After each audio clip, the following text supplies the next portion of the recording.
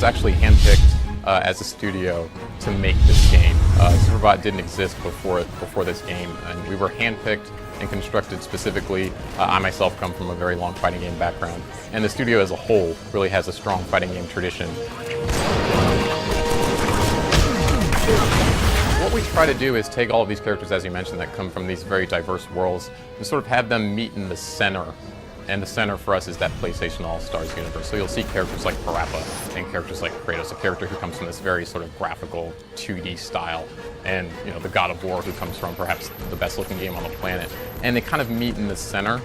They retain a lot of their essence while also existing within the same world that we've created here. And we think we did a really good job of it.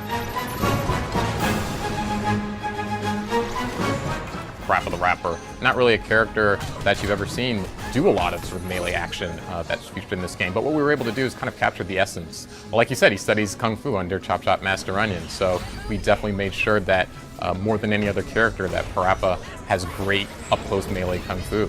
We also incorporated some of his other loves, obviously music and skateboarding, into his moveset. Characters like Fat Princess, who also you've never seen before. We made sure that we captured the essence of her love of cake and the support that she gets from her villagers and the other members of her kingdom in her game.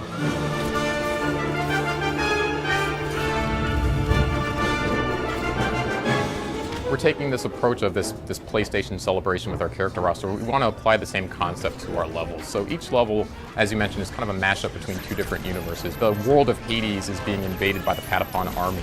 So Hades, the god from God of War, is engaged in this conflict between the Patapon army, and you'll see a bit of interaction between those two, and they'll have a bit of back and forth, and also have some fun playing with the characters.